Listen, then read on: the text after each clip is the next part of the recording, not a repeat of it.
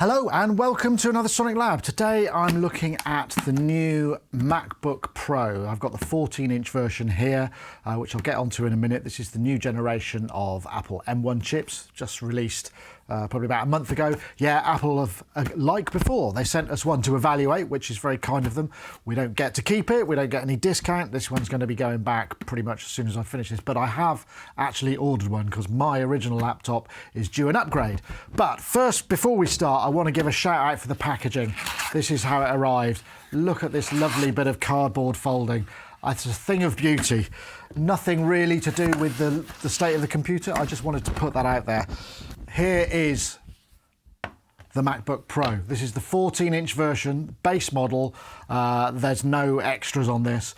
Now, it's interesting the way that this is going because the M1 chip, which is the system on the chip that perhaps you may or may not know about, but it means that there's an integrated, the memory that it has on board is shared between the GPUs and the CPUs and all the other processors on this system on a chip. So as such, it's way more efficient because it hasn't got to move as much data around. And we've seen these tremendous performance gains on the base model Mac Mini and the iMac and the MacBook Air. I've looked at the iMac and the M1 and you've seen those performance things going.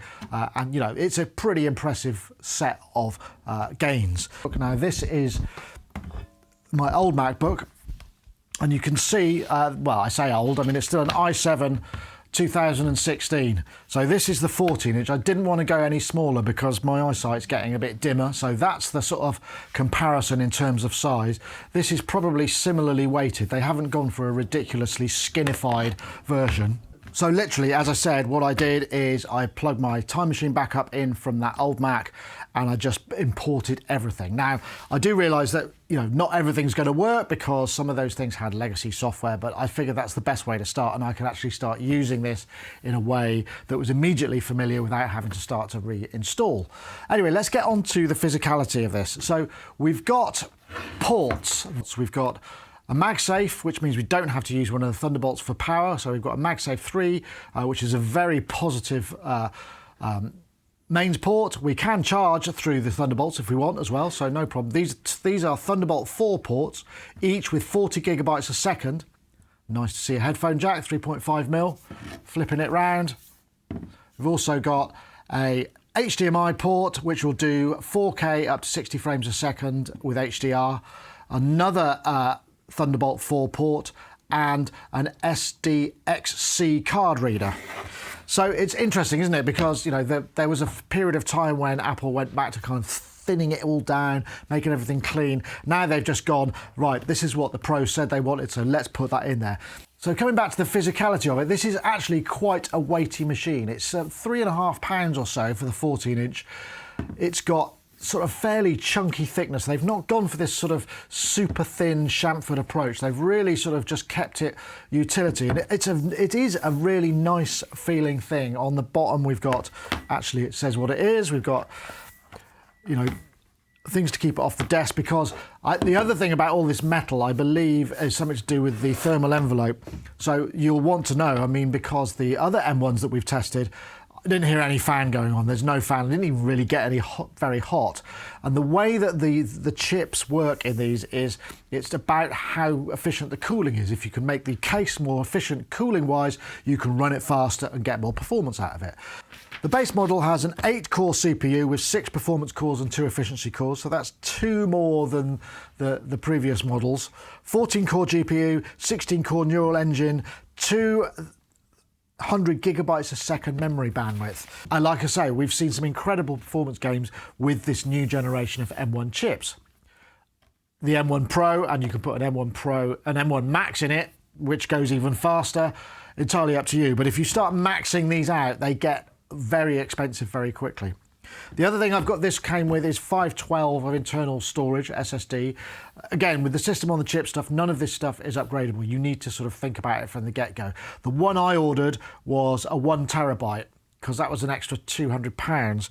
But you can put 8 terabytes in this thing, and that storage is blazingly fast. Just to put it in perspective, I have here a pretty fast, crucial Thunderbolt 1 terabyte portable SSD. This does about 900 megs a second, so almost a terabyte a second, which is great for video and transfer. In here, we're talking 4.5 gigs a second write and 5.5 gigs a second read.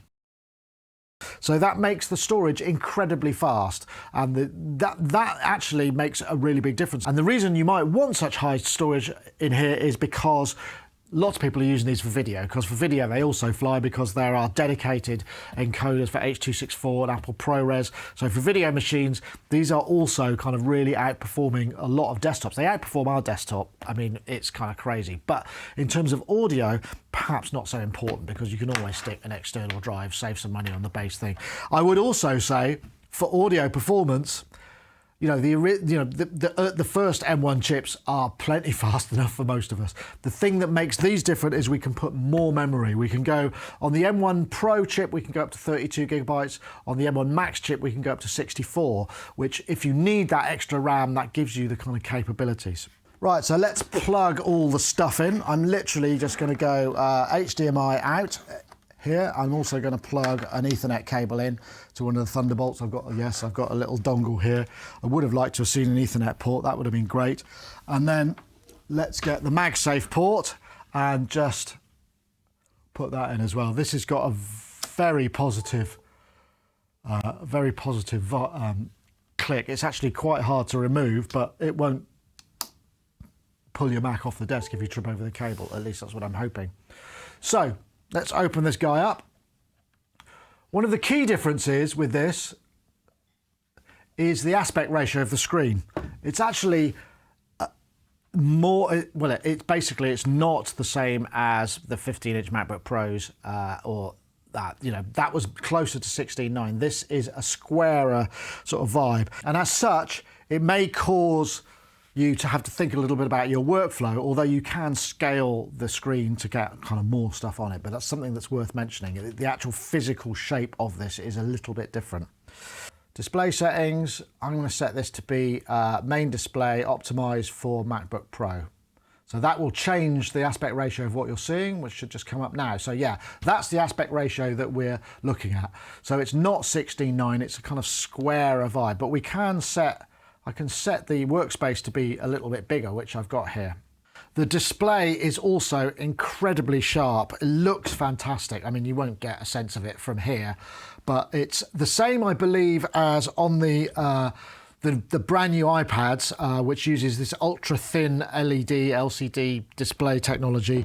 The 14.2 inch is a liquid retina XDR display with 3024 by 1964 native resolution at 254 pixels an inch. So, you know, in terms of brightness, vibrancy, it really is impressive. And in fact, one of the problems I've had is, you know, looking at some of the video you shoot, you think, oh, you're seeing things that you wouldn't ordinarily see on pretty much any other monitor. I mean, I don't have any other monitors in this studio that are as good a quality as this. So you will be able to make kind of color grading and very important sort of decisions about the quality of image using this display, which again is another plus if you're going to be using this for video. In terms of speed and snappiness, this thing absolutely flies, though you will have to run Monterey, and Monterey will mean that there will be some casualties. When I moved my sort of entire system over to this, I lost a few things. Most of the stuff was pretty much, I think I was using Mojave on that. Most of the stuff was kind of fairly obscure things like kind of MySQL database viewers and Chicken of the VNC. I found substitutes for all of those things, but one thing I did have a problem with, and I haven't been able to fix this, and I don't think this is an M1 issue, it's an OS X issue. If you're using network MIDI, there are all sorts of anomalies in there. I wasn't able to get it to work properly like I could on my original 15-inch MacBook Pro i7. And I think that's an OS issue. I hope Apple fix that, because I find that incredibly useful for connecting things around the studio, but also for wide area remote MIDI to servers and stuff. I just wasn't able to get that working. So that's the thing I'm waiting for, and I'm hoping that the engineers will fix that in terms of OS update. Again, I don't think that's an M1 specific issue. So yeah, there's going to be a lot of talking here. I mean, there's not really much audio I can demo. What I am going to do though is I'll fire up Logic Pro X, because with Logic Pro X we've also now got Dolby Atmos built in, which is also kind of interesting. I'm now going to try and run some binaural tests on this as well, just to see if you can hear the difference. You will need headphones to make the most of it. Speaking of headphones and speakers, this has got a higher quality. It's got a 6-speaker system which has some kind of surround Apple spatial audio built in. Things do sound kind of spatial. The sound, the audio from this is really quite impressive in terms of the power and punch you get from a laptop speaker system is astonishing. Another thing that's actually also pretty good, because if you're doing Zoom meetings or maybe you're filming yourself or doing stuff, the camera is now 1080, and the camera has got a load of AI smarts which make it just look pretty good. Same with the speaker. There's also mics in here. I think it's a 5-mic array which allows it to sort of focus, create stereo. In fact, I think Andrew Huang and others have done some tests, Mary Spender as well, some tests where they're just playing audio into the mic and recording directly from that, and they've found some pretty good results. So the whole kind of experience is improved. Now look, I'm not an Apple kind of fanboy. I use PCs all the time as well. It's just my main machine has been for many years an Apple laptop, just because it's flexible and it does the things that I need to do for across a variety of different disciplines. That was whether that's audio, video, coding, website design, all of that stuff. So just want to get that out there before you say I'm kind of, you know, a massive fanboy. But you can't get away from the fact that this new M1 system on a chip is an impressive piece of computer engineering. It really does kind of set the bar, and the power consumption and the heat, all of these things, everything has been kind of optimized, and that is going to be a real challenge for some of the other manufacturers in the PC space to come up with, you know, similar kind of performance and energy gains, because energy is a big deal. You know, we can obviously use as much energy as we like, but it's nice to think that you are in some way being a little greener with the energy you use. Speaking of which, the battery life on this is insane. I forgot to plug this in the other day, and I didn't realise till about 10 to 5, so that's what, it's nearly 7+ hours, that it said, oh, you've been using a bit more juice. And I had loads of stuff plugged in. But apparently, depending on, you know, results may vary, up to 17 hours battery life, which is pretty impressive. And you don't get any CPU throttling. This is another thing that's a kind of big deal, because these things will just work at full tilt. I mean, you can scale them down if you want even more battery life, but they will give you all the GPU, all the CPU stuff until it runs out of juice. And that, for a lot of people in the field, is quite an important factor as well. Right, I am going to do some performance tests. What I'm going to do is load up some of the stuff that I did with the previous UHI M1 native plugins and load it onto this and see how it performs. Okay, so I've popped the same Scarlett 2i2, just straight class compliant, no fancy business going on. I've got the same session. I've got a bit more going on in the CPU history because I found some more ways of doing it. And this is the same session that I ran, which has got a bunch of UHI M1 native plugins, which I installed, which is fairly straightforward. So let's just start off with a bit of basic audio. You can see the CPU, I mean, there is a bit of, I would say it's maybe a little bit less CPU, but it's very marginal.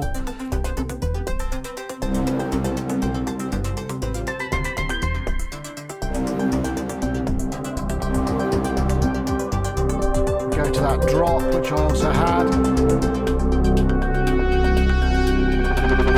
which is using a whole load of Brazil, Repro, 5, etc, etc. Again, maybe marginally lower. I mean, there is no there's no disk I/O because these are all software instruments. The disk I/O is not going to be a problem. I've got, like I say, there's 512 in here and it's blazing fast. I think you'd struggle to max that out with audio. Maybe with video and 8K and stuff you could, but audio you'd have to have a high track count, I think, to really trouble it. So I suppose what I'm saying here is it feels like there are some maybe marginal gains. I think maybe most of the big stuff would be when we were introducing maybe ATMOS, which I'll have a look at a little bit later as well, or using it for video. So in terms of audio professionals, I honestly can't see a massive gain in going and spending the extra sort of £1,000 on the MacBook Pro in terms of performance. But certainly in terms of ports, in terms of configurability, having more RAM, having more disk space, absolutely. There are no other options at the moment. And we do know that, you know, there are expected to be, I mean, rumours have it, as it ever abounds, that Apple will be introducing a sort of upgraded M1 Mac Mini, which for many people is like the sweet spot for audio because it's so small, which will maybe have the M1 Pro, maybe the M1 Max options in there, so we'll be able to max out that, and that might be more useful in terms of hopefully you'd get more connectivity. But in terms of the actual, maybe a desktop, which would maybe give us even more Thunderbolt, more cores, more CPUs, I can't honestly see the benefit apart from maybe wanting to run many, many more monitors. But ultimately, this feels like it might be more of a luxury for the Audio Pro. It's more about the convenience of onboard storage and having those ports and the SD card as well. I guess if you're into vlogging or YouTubing, you know, you can plug your SD card straight in there and get the stuff onto your machine, no problem. So there's one other test I want to do here, and I'm going to attempt to show you what the ATMOS stuff does. Now, I am not in any way skilled in mixing in ATMOS, but I did notice something quite interesting when I was just moving a very simple source around and listening. It became more obvious. So I'll just set that up now. I'm just going to open up my my demo that I did with the Dolby Atmos, and you can see what I've got is it set up. I'll close these down and I'll show you how to set this up. If you've got an existing mix, what you want to do is you go to Project Settings and you go to Audio, and then you can say, I want it to be surround spatial audio on or spatial audio off. In this case, I've got it switched on, the surround format. We can do 7.1, 5.1 or 7.1.2. I've just gone for the biggest. So now what that means is I'm able to send each track out to the surround output rather than the stereo output. And I've also got this Atmos plugin across the stereo. And what that does is allow me to monitor in, you know, depending on what system I've got set up. So I've got 7.1.4 down to binaural. We'll go to binaural because we're going to be listening in headphones. Right, so I'm down to binaural. Then the other thing that we would do is, rather than just the regular pan, which is, as we've seen, would be just that kind of business, I'm going to go into a 3D object panner. And what that does is give me space. If I move this over here,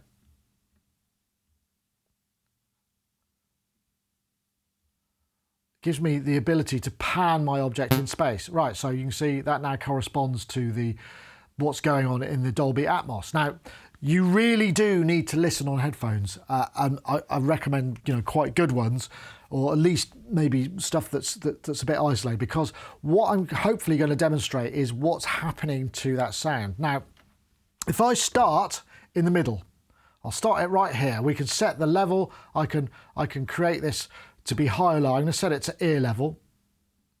Now I'm just going to press play. Now you can hear that should be right bang in the middle.